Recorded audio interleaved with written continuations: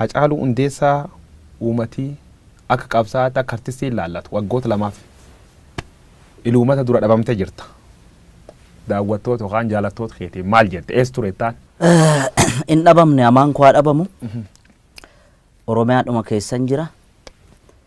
Tarii erga waggaa lamaan asii akkuma beekamu ergan singilii jirraa jedhu gadhiiseen dura welluudhaan hin dhufne. Kanaan ala miidiyaa garaagaraa irratti bifa intarviitiin mul'achaa ture. Komii uummatarraa dhufu kana sinumaan beeka. Maaliif wallee isaatiin waanuun hin jennedha. Inni immoo hojiidhumarra jira, istuudiyoo keessa jira malee wanti hin baane hedduu jira. Ittuma jirra. Ati hojii jirta ammoo namootni waan gargaara odeessaa turanii artisti Hacaaluu Hundeessaa artistii gurguddaa qabu biraand of dandeetti biildu gootee jirta sirba keessatti. Maalan jirra achumas qeerroo jirtuu tanfaan beekamta. Maqaan sun miidiyaalee hawaasaa gubbaa jijjiirame qeerroo jirtuurraa gar feerroo bittuutti Hacaaluun jijjiirame jira jedha. Hacaaluu Hundeessaa feerroo jalqabde. Qeerroo jirtuu jedhe malee feerroo bittu hin jenne. Eeni biizinasa keessa galuun koo erga waggaa lamaan asii kana akka ajaa'ibaatti ishuu ta'ee gaafa haasa'amu dhagaa ture. Hojii aartii kanaan beettee akka biyya kanaatti namni successful ta'ee jireenya ofii mo'ate nama muraasa beetta. Keessattuu immoo karaa artistoota Oromootiin yoo dhufte kan maqaa qabsoo Oromootiin dhiibamee roorrifamee dadhabee karaa Keeniyaaf karaa Sudaan baqatee biyya hambaarra jiru paartaayimii isaa muuziqaa hojjeta malee fuultaayimii muuziqaa hojjeta illee hin jiraatu. Biyya Faranjii keessatti artistoota gameeyyii hedduu beeka. Isaan carraa argataniin achitti jireenya ofii carraa ittiin mo'atan argatan malee kan biyya keessa jiru agartee gadadoo hamaa keessa akka inni jiraachaa ture waan dhokataa miti. Artistoota Oromoo isa qabsoo Oromoo utubuu keessatti gahee qaban miti. Warruma afaan ittiin sirban kun biyyattii kana keessatti carraa argatee sirni ture isaaniif opportunity garagaraa uumeefillee industirii muuziqaa biyya kanaa keessatti akkaataa itti jireenya kee ittiin mootu kasii goosusuu miti. Kanaaf ani waa baay'ee argaa guddadhe waan ta'eef ani numaayyuu nama carraa qabu. Erga waggaa lamaan asii Oromoo waltaate jedhee yaadee ture beekta. Maaliif jennaan qabsaa'onni gameeyyiin ka biyya alaallee jiran ka biyya keessallee jiran waan amma dhufe kana qabsoo uummanni itti cichee waggaa arfan keessatti tokkummaadhaan jijjiirama fide kanarratti dhaabbileen Oromoollee hayyuun Oromoollee wal ta'e tokko ta'e Oromoo ceesisuuf deema jedhee gatee yaadeefi qilleensa jidduu kana keessatti maal hojjechuu qaba jedhee yaadeeni.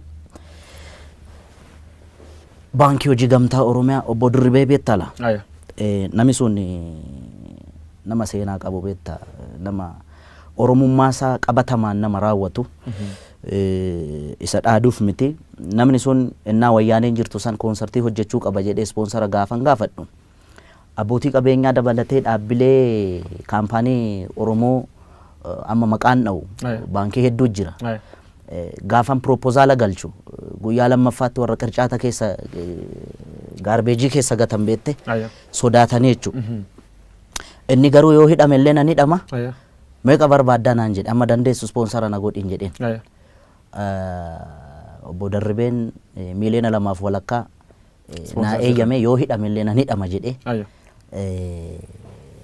ispoonsara na godhee wayyaaneen battalumatti koonsartii kiyya dhoowwite jechuudha. Si jalaa haqanii jechuudha. Na jalaa haqanii jennaan battalumatti maallaqa baankii sanarraa fuudhee deebisee itti kenne. Silaa gaa faayinaansiidhaan waan nuti hundumtuu ba'a miti. Inni ofirratti murteessee erga kana naa godhee taankii jedheeni. Nama sana amma yeroo lammaffaa marroo lammaffaadhaaf hojiitti seenuu barbaada. Maallaqa na of harkaa qabu waan hojiitti na seensisuu miti. Maalla gargaarta baankiin kun akka naa liqeessu barbaada. Maal hojjechuu barbaada? Impoortii hojjechuu barbaada. Impoortii keessa maal sibiila fiduu barbaada.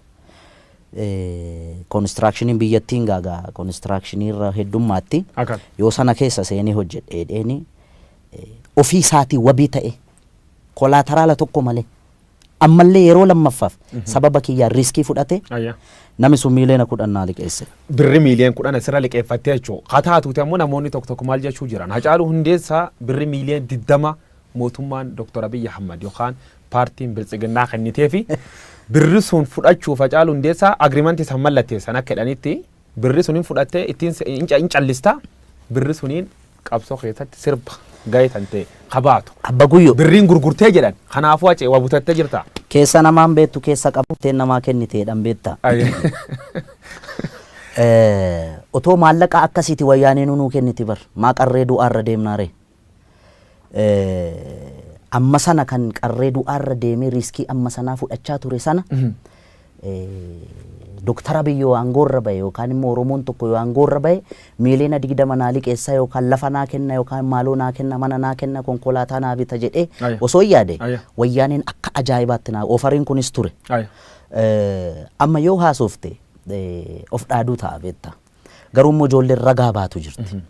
Bara wayyaaneen jirtu daninnatiin manallee natti agarsiiste konkolaataallee natti agarsiiste kaan burraayyuutti kantiibaatti dhaqaati maaloo godhaafi jedhame qondaalonni mootummaan oppiidiyoo keessa jiran kan amma jiran warri gurguddaan kana quba qabu beekta yeroo sanallee nama dide amma akkamitti namummaan Dr. Abiy isa biteera naan jedhe inni faddaala ture jidduutti dallaala ture parsantii meeqa argate gaafa na gurguru. Anummata kiyyaaf qaalii beekta akkas jedhee nama by the way wanti bitamu miini bitamu mi'a qaalii bitamu miini rakashaan bitamu akka gaariitti fudhadha san garuu immoo mootummaan Dr. Abiy na bituu hin danda'u. Okay? Yookaan oppiidiyoo dhaabni kamu yoo sammuun kiyya na ajaje malee Biltsiginnaa jedhe dhaaba Oromoo warra mormu kamiyyuu keessa jedhe namni tokkoon yoo fedhiin Hacaaluu yoo keessi Hacaaluu murteeffate tole jedhe malee asiin miti asiin na murtaa. Keessa Hacaaluu tol jedhe. No akkamitti tol jedhaa warri Biltsiginnaani gadi ba'anii Hacaaluu binnee turre agriimantii akkasii waliin qabna akka inni afaaniin hin dubbanne kana gooneerra jedhanii gadaa baanee haa dubbatan. Har'as borus warra mootummaa biyya bulchuu miti bar warra mormutti illee qeequudha duubatti naman deebine. Midhaaddu kan callasiin hin jedhan Hacaaluu Hundeessaa konkolaataan inni ofiyyuu mootummaa kennee fi lafallee manallee dhuu qabaachuu dubbatan mana dhuu qabdaadhaan Hacaaluu mana gam qabta. Alam ganaattan jiraadha isin kiraa keessa jiraadhan almost mana kireeffadheen jiraadha garuu ijaarrachuun koon yoo rabbi jedhe. Agamma man hin qabdu. Mana hin qabu. Konkolaataan kan koo. Konkolaataa amma oofu sana dura diyaaspooraan naa bite akkamitti naa bite an biyya kanatti beektaa eddan koonsartii hojjedhee maallaqa argadhee an albama kiyya hojjedhee waggaa lamaan booda biyya keessatti akkan hin hojjamne hojjechuu qofa miti miidiyaa TV Oromiyaa irratti illee akka sirbi koo tokkichi hirran dabarre uggurame carraa Ameerikaa ittiin bahu argadhe Ameerikaa, Awurooppaa, Kaanaadaa, Awustiraaliyaa irra deemee uummanni biyya alaa jiru naafaa jiraatu. By the way kadhaa miti kanan deeme biyya alaas dandeettii kiyyaan nan deeme. Uummanni koonsartii kiyya seene Hacaaluu gargaaraaf osoo hin ta'in Hacaaluu waan jaalatuuf Hacaaluudhaan intarteen taana jedhee seene. Ani immoo uummanni sun jaalala inni naa ibse hamilee inni naa kenne qofaa miti. Maallaqa seenee kaffalee seenee na laale. Kaanaadaa deemee tuurii otoo hin gochaa jiru asii biyya irraa natti bilbilan. Abbootiin qabeenyaa Oromoo gara nama 5 moo 6 7 ta'us danda'u beekan. Maallaqa walitti buusanii sarpiraayizii na gochuudha. Makiina kan si bitan. Makiinaa kana bitan. Hacaaluu Hundeessaa meeshaa birrii akkana fudhatee mana akkana qabaa waan akkana mootummaan tolchee fedhee oloolii miidiyaa hawaasa gubbaa bal'inaan sir deemu quba qabaachuu natti himtee turte. Namni gariin agartee taargeetii inni barbaadu keessa yoo ati seenuu fi baatte waan barbaade jechuu danda'a. Ololli kun eessaa kaate beektaa? Warruma qaama mootummaa keessaa baate. Ololli kun. Okay? Maal kaayoonis duub jirtu? Kaayoonis duub jirtu gaanii yoo yaadu tarii warra mormuuf itti fakkaachuu danda'a. Maaliif jennaan waan hin calliseef achi keessa taa'ee fudhatama yookaan jaalatamummaa uummata bira qabdu kana qaamni dhabamsiisu achi keessa jiraachuu danda'a. Ka mormu keessas hin jira, ka biyya bulchuu keessas hin jira. An kana sirriitti quba qaba beekta. Garuu dantaan hin qabuufan hin callise malee agaruuna. Amma waan jiraayyuu uummati beeksifte fuulduraaf namooti shakkii qaban artistoota waan garagaraa taasifama artistoota namooti bebeekamoon bu'aa dhuunfaatiin deebi'anii yoo dhuga uummata dhoksanii mul'ata. Kanaafuu artistoota shakkanii maqasanti baasan warra Hacaaluu Hundeessaa shakkuuf fuulduraaf Hacaaluun birriin jijjiiramaa jedhee fuulduraaf ka shakku hamma yaatti ka fuuldura maal dhaamtaaf maal jettaan. Beektaa hawwisoo keessatti hawwisoo mootummaan hooggantu kana keessatti artistii gameeyyii jira beektaa ka sagaleen ajaa'ibaa. Biftuu Oromiyaa keessa jedhi burqaa burraayyuu jedhi hawwisoodhuma mootummaan akka aadaaf turizimii of jalatti qabate artistoonni achi jalatti jiran hacuucamaadha beekta. Artiin muudii barbaada. Artiin ayyaana qabdi beekta. Dabballeen gaafa kana godhi gaafa misooma irratti sirbi gaafa maaloo irratti sirbi gaafa maaloo irratti sirbise gaafa siin jettu ati artistii miti beekta. Amma wanti nurratti raawwatamaa jiru maal akka ta'e beekta akka dabballeen OPDO kanaan dura biiftuu Oromiyaa gochaa turte. Biiftuun Oromiyaa keessatti artistoota otoon si waame sagaleen isaanii kan si boochisu baay'ee jira beekta. Kan achi keessaa ba'anii guutuu biyyatti irratti beekamuu danda'an addunyaarra deemanii waa meeqa hojjechuu danda'an kana dabballeet isaan hooggan. Har'a waan ta'e yookaan eebbi waan ta'e yoo jiraate achirratti waa'ee misoomaa irratti waa'ee yookaan maalirratti jechuun waan ati irratti sirbitu hawwisoo keessatti dabballeetu sii kalaqa malee akka artistitti sii miti. Artistiin immoo miira hawaasa bal'aa miira hawaasa miiliyoonaan lakkaa'amu bakka bu'ee hojjechuudha qaba malee miira murna tokko kan mootummaa biyya bulchuu miti yookaan kan mormuu miti. 2015 gubbaatti maalan jiraan baay'ee akka warra faranjootaa jechuu sirbituun irratti uummata biratti fudhatama guddaa argatte. Achuma qabsoon Oromoo jalqabti. Qabsoo keessa waan hedduu keessa dabartee ijoolleen fuul sibeesii dubbatte. Gizee miilinee madaraash yookaan galma barkumee guddachaa sirbitu suni madaraka irratti gizee seentuuf gizee buutu maaltu si qunname? Akkuma beektu sana an emotional ture. Gara Harargee kana deddeebi'aa ture uummata keenya laaluudhaaf. Yeroon deddeebi'u sanatti bara jireenya koo keessatti akkasitti abdii kutadhee hin beeku. Maaliif waan wayyaaneen uummata keenya irratti raawwachaa turte sana argee walaloo sana akka jirutti Direedawaatti hin barreesse harka caalaa jechuudha. Addisuu Araggaa kun natti bilbilaa ture. Qophiin akkasii kun jira hin jira laayivii darbaan jeen addunyaatti darbaa naan jeen addunyaatti darbaa ayyee sanarratti hundaa'ee barreesse jechuudha. Erga addunyaatti darbe. Hin dhufee leetii ta'een dhufee yoo gaafa qophii sana dudduubatti haftee dhufte. Dudduubatti hafee gaafa dhufu artistoota kan akka Ittiiqaa kana ijoollee artistoota na dura seenanii perform godhan kana addisuun walitti qabee gorsaa ture. Gorsaa kam gorsi? Yoon dhufu Hacaaluu dhufte kottu ati sinaan jedhee asitti galii walitti qabuuf walitti dhufne malee protestii garaagaraa agarsiisuuf miti. Kanaaf kaayyoon nuti dhufneef galii walitti qabne uummata keenya buqqee utubuudha. Kanaaf iddoo kanatti ijoolleen mormii fincila diddaa gabrummaa kana agarsiisaa turan fakkaata. Alleetii ta'ee dhufe siin jedhe. Hayya rakkoon hin jiru hin jedheen. San booda annan seene maaliif akkuma dura siin jedhe sana waanan sirbu. Waanan sirbu guyyoo waariyoo yookaan dabballee mootummaa yookaan miti mootummaa inni ijoo waan akkasii miti kan naa filatu ana. Ergaa Hacaaluu waltajjii irratti dabarsu san qaamni hin barbaanne yoo jiraate Hacaaluu waamuu dhiisu. Erga dhufe garuu Hacaaluu waan gochuu qabu Hacaaluu qofaaf dhiisu. Waan akkana sirbidhanii sitti himan isaan? Isaan yeroo sanatti sirbi koo jirraa ka jettu sun baatee turte. I think sirba biraa eegan. An baandiidhaan akka geerarsi seenu godhe. Walaloo sana fayyadamee miirri anarrattis uummatarrattis argitu sana waan yeroo sana fakkaatu ture. Yoo sana emotional ta'anii namoonni sintineedhaan ibsaan addaan citee security'n backstage natti marsee sana booda Shimallis dhufee ofitti naqabe. Addisuun dhufee innaa waltajjii irra baatu ati maraattaa hinaan jedhe namni rifateera. Aye. Shimallis ofitti naqabe erga goote bagatti cabsite naan jedhe. San booda suutuma suuta warra ijoollee suufii uffattu kun meeshaa shugguxii qabatanii baaksteejiin natti raran. Natti marsanii kana booda nutu si fudhatee deema rakkoo hin jiru wajjin jirtaa jedhan. Aye. Rakkoon jiraatee hin jiraanne handantaa kiyyaan turre yeroo sanatti. Baay'ee dhiphatanii konkolaataa kan kee fudhattee deemuu hin dandeessu jedhan. Aye. Baaksteejii karaa ittiin baatu miliinee maddaarashi gaafa deemu namoonni qawwee qaqqabatanii dhaabbatan arge waraana. Federaalirraa. Federaalirraa. Ayya. San booda nama Toofiq jedhamu amma pirootokola muummicha ministeeraa haa ta'u beeku. Inni yeroo sana ijoollee amma gaardota sana mucaa hoogganaa ture fakkaata. Akkasitti jarri gaa akka dabarsanii na kennan bilbilaan rakkisaa akka turan qaama amma jijjiirama kana hoogganaa jiru kana yeroo sanatti aangoo irrattis ol hin baane agartee yeroo sana yeroo hamaa ture yeroo riskii ture.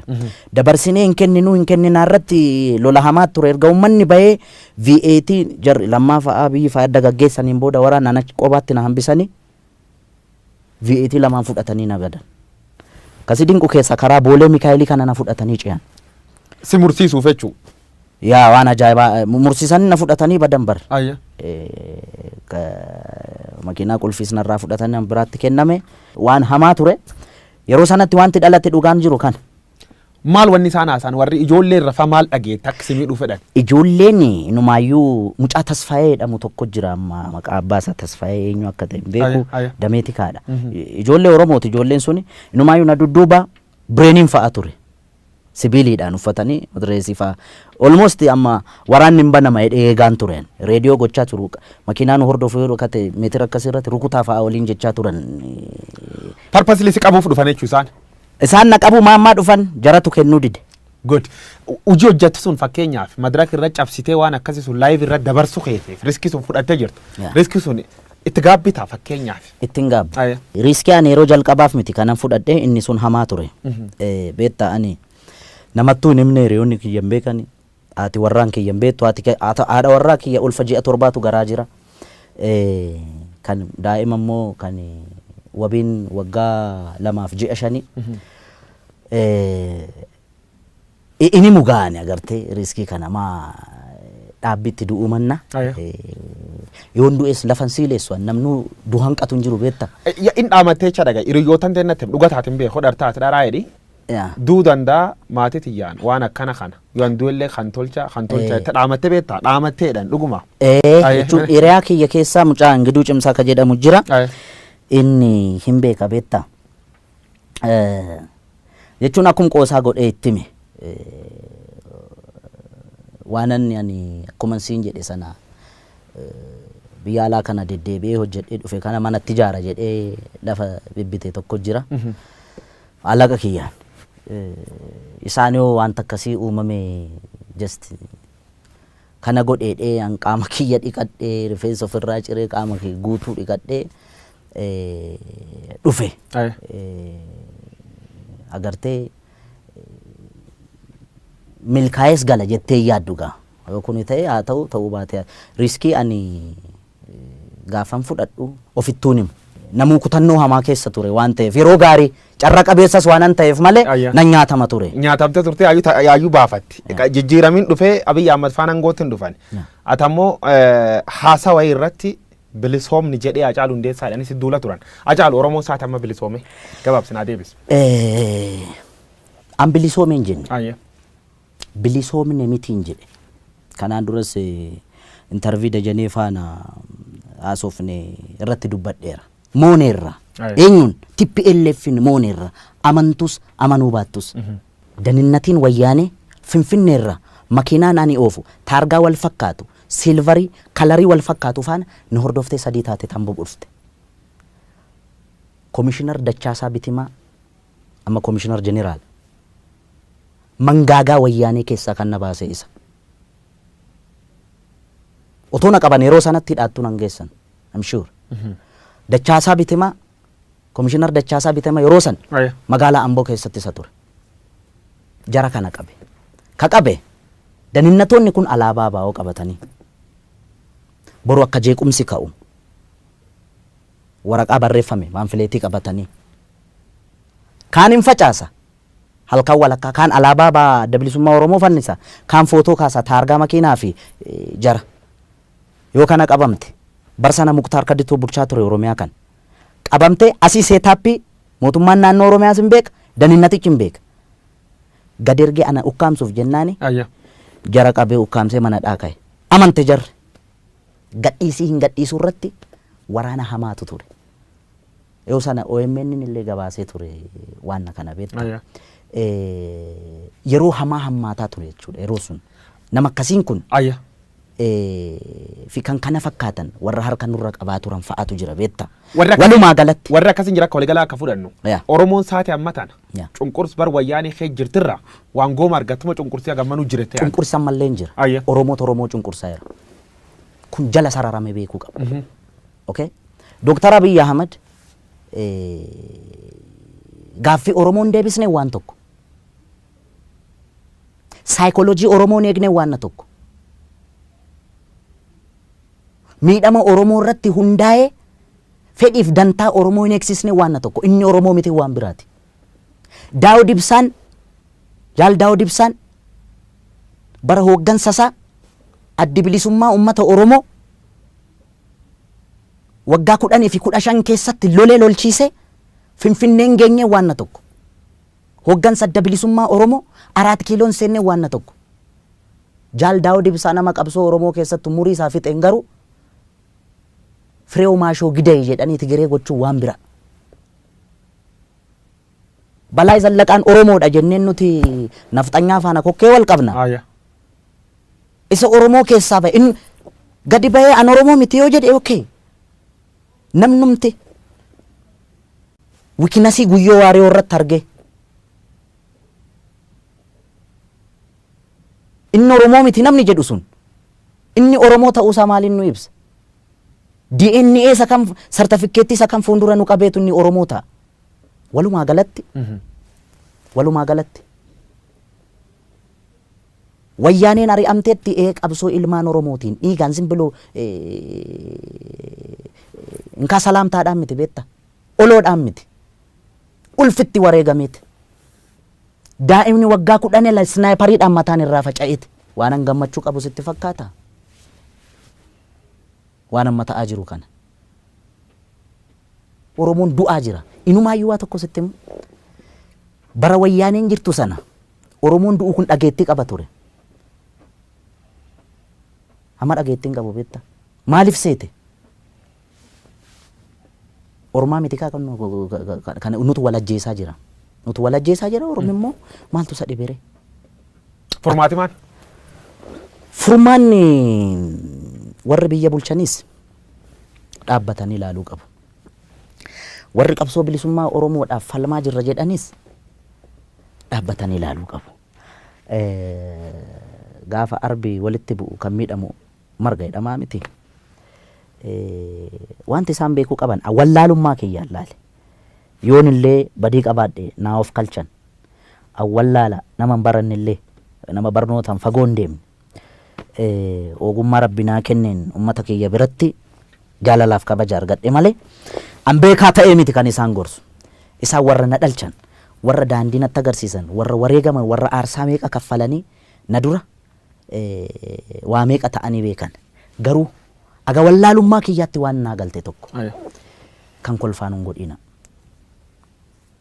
ama wanti jiru maal akka ta'e beektaa guyyo xiiqii walitti qabate namu akka walitti dhiyeenyaatti wal ijaare tokkummaan inni waggaa 4 keessatti wareegama nama 5,000 olitti wareegne dhufeen kun bishaan dhuguu jira almost zerotti deebi'aa jira beektaa garan ka deebinu dhiyoo tana gaafiif deebii IBS irra gootirra Hacaaluu Hundeessaa mallee waan dhibi dubbatee OBS irra gootirra artistoota waliin warra Maqalee dhaqu marii Maqalee akka completely hin fudhanne dubbattee turte wanni sun ammoo har'allee hin fudhanne mootummaallee dhaqeedhaan amma haasa'uu jiran maal jettaa waan Maqalee kanarratti argeera beektaa ani Profeesar Isqeel Gabbisaa fi Baqqeeyyi nama ani isaan arrabsuudhaaf miti nama deebiitti deebisuu danda'uudhaaf nama hamilee qabu miti beektaa. Nama akka malee jaaladhullee nama akka malee kabajullee dhugaa dhiigalmaan Oromootiin yoon dhugaa haasa'e gaafa waan kana haasa'u sammuu kiyyatti isaanuu yaadadhee miti. Qondaalli kanaan dura mormituu ture kaafaa amma oobkoo durii keessa ture namni wayii maqaa tuuta waan ta'e fudhatee achitti gaafa inni walgahii jara faana taa'u argee tanani sanarratti hundaa'ee haasa'e beektaa. Otuma immoo baqqeenuu deeme piroofeesaruu deeme fudhataman qabu na biratti jaawaaruu yoo deeme maaliif naan jedhe tarii wallaalummaa kiyyarra madda ta'a garuu ammallee jarri nama gumaati Oromoo waliin walaloo Zalaalamaa Barraa tokko sii jedha waggaa 10 meeqan dura dhaggeeffadhe waan akkasii kun isa rakkiseetu beektaa. Akkamittiin caalee akkamittiin gurbaana dhaga'uu diddaa jedhe caalii sanyii dhiiraa caalii sanyii guddaa kan dur lammiin kee ajjeesee dibatee tufeen arraabne gafarsaan gaditti saawwaatti lakkaa'e yeroo yoo argatu raadiyoon sii waadee qawween sii akaa'e ammam lammii keetiin walii galtee diddee mana gumaalitti almahaa jedheetu afaan kottaafu kan shan ta'ee dhufu jedhe. Kan shan ta'ee dhufu. Kan shan ta'ee dhufu. Mana gumaa lixuun akka sirna gadaatti akka namni qaamni irraa du'e tokkotti isaantu sin ajjeesneerra waggaa 27 kallattiidhaanis alkallattiidhaanis isin ajjeesneerra isin miineerra isin saamneerra Oromoo biyya abbaa keessan irratti akkas sin gooneerra nu of kalchaa jedhanii qeeshiif sheekii nutti erganii gara fuulduraatti akkaataa itti waliin buluu dandeenyu kanarratti kan Oromoo gaafatan isaan malee warra nuti isaan harkatti du'aa turree miti. Natti bilbilanii waa'ee kanarratti siinaan jedhe siyaasa keessatti naan jedhan diinni dhaabbataa fi firri dhaabbataa hin jiruu naan jedhan. Akkasii Dooktar Abiyyi sirrii dhaareen jedheen attam jennaan isa nafxanyaa faana isa hamannu kuniin jedheen nafxanyaa waliin ta'ee dantaa Oromoo kana nafxanyaaf dabarsee kennuu fi nafxanyaa waliin hojjeta hayyoota Oromoo ofirraa dhiibaa jira nafxanyaa ofitti qabaa jira inni jedhamu kun. Nafxanyaan diina Oromooti kaleessas diina Oromooti hardhallee diina Oromooti gara fuulduraattis diina Oromooti akka wallaalummaa yaada Hacaaluu Hundeessaatti. Hacaaluu 4 kiiloof sittu aanee jettee sirbite turte sirba kan kee qalammeessoo ka'ee irratti jirra oollee barii arguuf gara nu bal'isa yaanu jettee jirta oollee barii arguuf oollee barii sun arguu jirra geenne. Arginee turre. Okay akkamitti argine seete akkuma dura siin jedhe irra deddeebi'ee akka hin taaneefi. Paaworii guutumaan guutitti kan of harkaa qabaa turte TPLF samma Maqaleetti galtee qobaa kiyya miti OPDO waliin hin jira. Okay Jawaar Mahammad kana wallaalee miti kan Minisoota irraas dhufee bar qaamni amma aangoorra jiru kun akka wayyaanee faana ture kana wallaalee miti. Okay qabsaa'onni gameeyyiin hedduun kan biyyatti galan hin beekamu kan ilmaan keenya jedhaniitu. Okay itti fayyadamne garagalani nu qarqaaran qabsoo Oromoo kana galmaan gaane jedhamee itti waliin shubbisamaa ture bar akka ajaa'ibaatti machii hamaa keessa ture uummanni keenya hundumtuu. Okay sana booda ijoolleen ibidda baattee ijoolleen Oromoo lixaa fi kibba Oromiyaa kana keessatti gaafa mul'achuu calqabamu walii galteen dhabamaa gaafa deemu isa sanatu bal'atee dhufe sadarkaa kanarra gahe.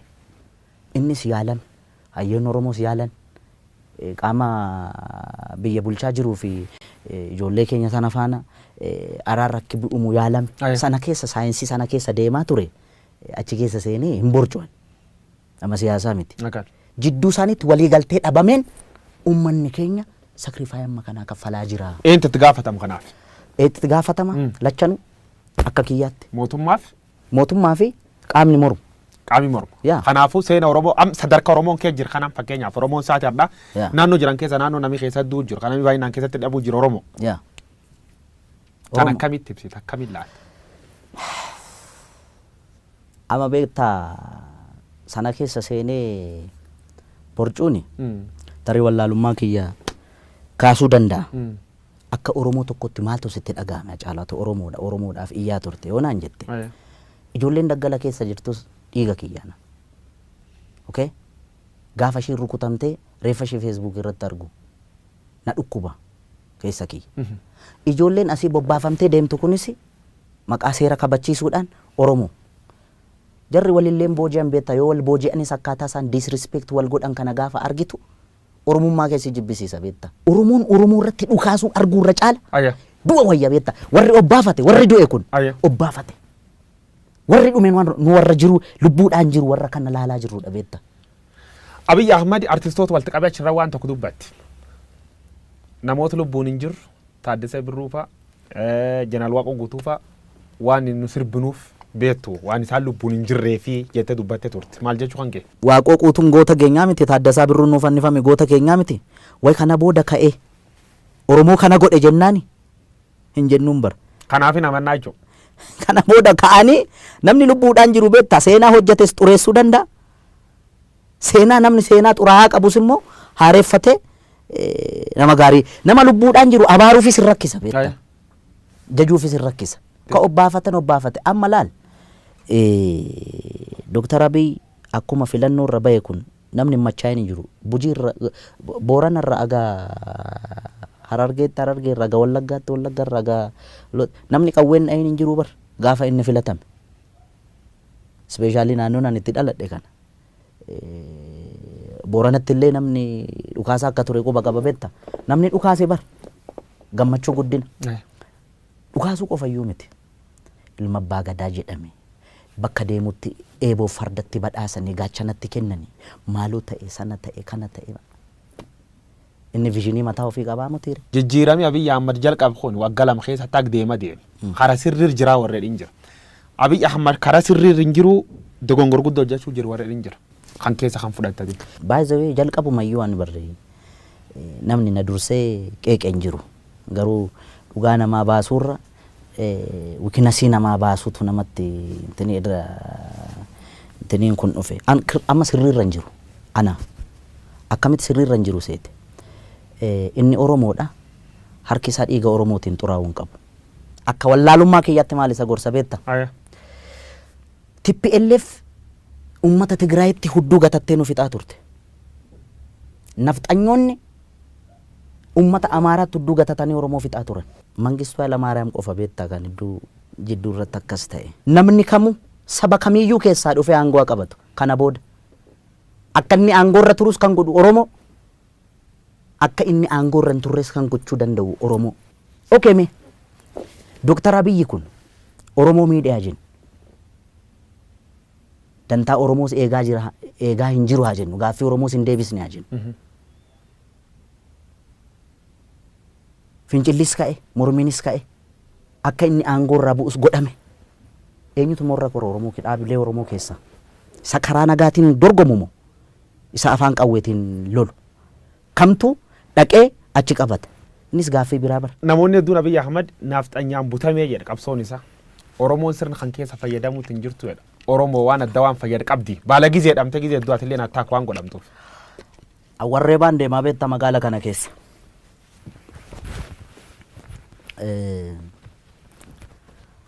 Jira wanti inni fayyadame abaarsa nafxanyaa fayyadameera inni mormuu maal gochuu qaba ture akkam gochuu qaba ture jarri akkatti isaan disrespect wal gocha ela maal seete beektaa guyyoo awwakkush naakkush jetti jarri waltuufi rakkoo hamaan kan jiru warra dhaaba siyaasa Oromoo kana oofan bira malee uummata bira miti. Dantaa wal dhabde isaanii kanaaf fayyadamte gareen Habashaa yookaan gareen nafxanyaa nama Oromoo miidhaa jirti jechuudha. Of course amma walumaa galatti maal akka ta'e beektaa akka Dr. Abiy waraana isaa ajaje akka Jawaar ajjeesu yookaan qabsaa Oromoo hayyuu tokko akka ajjeesu nafxanyaan halkanii guyyaa irratti hojjechaa jirti.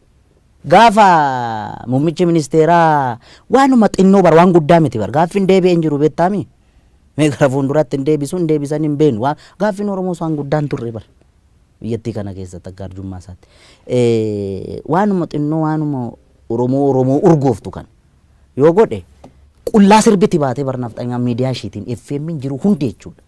nagno waan isaan hin jedhin jiran beetta gaafa immoo inni xiqqoodhuma saayikoolojii Oromootti wanta buutu kana yoo godhe yetimmi walad tini balinji la Itoophiyaan jedhanii tela hin bubbisu beetta maal dookumentariin irratti hojjechaa ooluu miti maal anjira gubbaatti yaa galaanetiyya ette fardi siidaa hatan siidaa dabalee sini ette wanni ette erganu daangeessani barii turee bulbul farda badia caalu farda wanni farda waan fardaa sobtacha keessa waarke farda siidaa hataniidha farda siidaa hatani siidaa dabaleen soore erganu daangeessani barri turee bubbulee fardi siidaa dabalee sun farda mililikirra taa'ee kunu amma suura ka'e san farda hatame beetta eentati namicha nami hattu humnaan qotee bulaarraa fudhate beetta ijoollee arsadi promotion ka jedhaman bolaa sadan tokko jira siisay bulbula waggaa 8 dura sochii hamaa gaggeessaa turan kitaaba isaan barreessan irratti arge beette siidaa dabaleen kun nama galaan farda isaa kaalchoo fi garbuu qallabaa ture gorroo jalatti Oromoon sangaa fardaa isaa maal godha beetta guyyaatti yeroo lama dhiiqa beeke naannoo keenyatti nuti farda goojeedhaaf lolaaf itti qophoofsitu kan leenji'amu garbuu nyaata gorroo jala hidhame namichi kun gaafa farda taphatu beekamaa ta'e odeensi qaba beetta akka kitaaba sanarra jedhutti seenaani gorgisitu taabonni wayiin baay'edhani as birbirsa gooroo kanatti nami kun maqaa qaba siidaa dabaleen kun namicha bira qaqqabe fakkaa namiliki bira odeeffannoo miliki biga waa maatiin haa taphatu jedhame inni farda isaa miicee maaloo jedhee bareechee galaan irraa sakaraa dhufe beetta sakaraa dhufe goojiirra mul'atee na dhadha'u kana argee nugusni taa'ee argaa ture harkaa fuudhaa jedheen irraa bute beetta waameetu farda akkasii kun mootiif malee nama teebula akka keetiif hin ta'u isa jedhanii nu abaaran sana jettaa mire jedheeni harkaa fuudhee siidaa dabaleen boo'aa deeme kanaaf gaafa amma farda kana laalu nanaara beetta farda hatame farda nu jalaa hatame kanarra taa'anii hin qaanofneen nama qaaneessiteedha inumaayyuu immoo suura kaa'anii cimaanii dhaloonni kun waa'ee farda kanaa gaafachuu qaba barbaachisaa taanaan beetta fardi abbaa qaba beetta war miliki leellisu ka fardi khasaati jedhu maal jettaan fardi khasaati inni fardumi isaatiin dhufee no inni calqaba harree yaabbatee dhufe gara Oromiyaa gaafa seenu seenaa jedhaa bara caaluu miti kan jedhu seenaan immoo rirmi nyaatu beetta seenaan seenaadha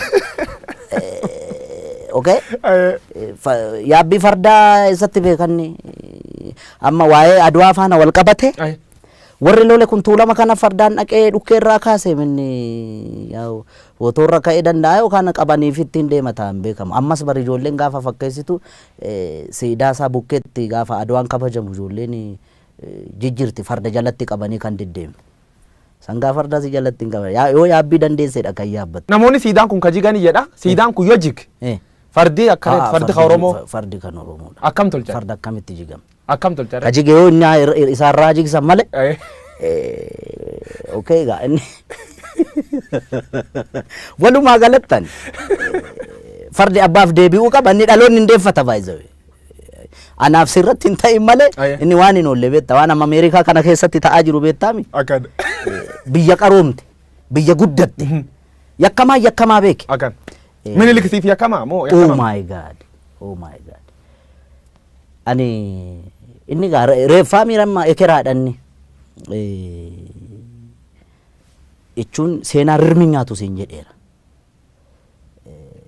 seenaan immoo dhuga kan sobaa jedhu kan dhugaa jechuun akkamitti namni kana na godheera jedhee sobaan si himata nama lubbuudhaan hin jirre aannolee irratti kana godheera calanqoo irratti kana godheera gaafa jedhamu aboo bara sana inni barkanaan mallatteessa jedhan warri harkaan mallatteessu warri maastarsaa fi digirii fi PhD qabu bara mallee ulfajjeesaa jira beektami inni bar sanatti doofummaa sanaan harma yoo mure harka yoo mure maalin tiniga doofaa waan ta'eef miti qotee bulaarra kan farda hatu kan farda saamu walumaa galatti yakkama hama yakkamaan beeta mangisti kee keettee Oromoon lolti. Wanni isa khasiidaan isa beeta mangistu kan palaasi mootummaa kee taasuun akkamitti ilaaltate? Maltee fi wanni sun. Rifadheeraan. Maaliif seete tokkoffaa ekeraa achi keessatti yaadannoo ekeraayyuu gochuun sirrii miti nama nan yaadda'aaf wanni maaliif seete warra achi keessatti suurri isaanii bocame hundi garaagarummaa amma uumame sabaaf sablammii biyyattii kana keessatti roorroon ammallee hiikkaan arganne bar yakka isaan raawwatanii ni beekta. Okay? Dhimma godheef isatu beeka waan godheef garuu akka kiyyaatti ta'uu malle maaliif nama harki dhiigni ummata qulqulluu harka jiru ekeraa akkamitti yaadannoo gootee mana kee qarqara goota hin ta'u inni akka kiyyaatti gaa kun seegale. Dhubirratti saatiin qabnu waan deemuu jirtu fariifachuu jirra. Namootni hedduun agammaa keessumaa warri sirnaaf xinyaa leellisan Atsee Minilik difend godhu namichi kunini nama Itoophiyaa holy war waraanni inni Oromoo irra godhu waraan qulqullootaa jedhanii warri yaadiin jira. Kanaaf deebiin kee maal? Qaamni miidhame immoo holy revenge jechuu danda'a beektaa. Isaan sirrii miti. An kannaan galle silaawoo isaan nabiyyii miti yookaan isaa Iyyesuusii miti. Namumaa miti. Ummanni yakki irratti raawwatame yakkamtoota jedhee malee sabni isaa lafarraa dhumuu qabaa hin jenne bar ummanni Oromoo yakkamtoota yaa amma laal biyya faranjii kanatti gurraachannaa luka dhiqan argiteetta warri adiinam maal beekwam abbootii isaanii yakka sana dalaga miti qaroomuun akkasii beeka wallaalummaatti itti taphataa bar. Odeeffannoo jajjabduu dhagaye dhossatante jechuun nama mormatiin ragaa waan qabuuf jechuu qiyya. Hacaaluu Hundeessaa jirraa maalan jirraa amma immoo ees jirti sirbeer qopheesse obba'uu jiraa jedhan. Istuudiyoo kee jiraachuu iyyuu qaba. Hin mormatiin. Ati na basaasita jechuudha. Sin basaas dhugamuudhaan tan callaa onni naa dhugamuudhaan. Dhuga. Garuu hin baane sirboota hedduu hojjechaa jira. Rakkoon qabu waan ka'uu hundaaf kadeebii ta'uu hedduu jira. Guyyaan itti bahu hin baha gaafa bahu. Istuudiyoo keessa dhaqxee kan hojii hojjechaa jiru yoo quba qabaatte. Akka biltsiginnaa birrii naan kennin akkamitti quba dhabde kanan qulqulleeffanne. Hacaaluu Hundeessaa boonsaa dhumirratti loqoda hangafa Oromoo kana jaaladha beekta ka booran ittiin haasa'u afaan kana baay'ee jaaladha. Inni biraan akkaataa itti dhiyeessitullee bareeda wanti hojjetamuu qabu karaa gama miidiyaa keenya miidiyaa afaan Oromootiin banaman hundi isaanii otoo tokkummaa Oromoo irratti tokkummaa ishii TPLF ittiin xiqqoo goone sanarratti otoo hojjetame. Ulfaadhi galatoomii Hacaaluu Hundeessaa dhumirratti addaan ba'uun dura sirba tokko nu affeerte addaan baana. Sirba Hacaaluun nu affeer dhageenya.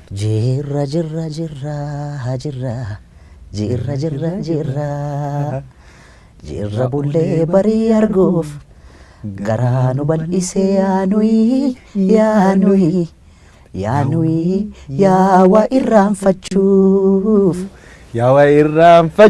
Sirba Hacaaluu Hundeessaa jirraan irraa gallaa Hacaaluu Hundeessaa artiist Oromoo beekamaa maal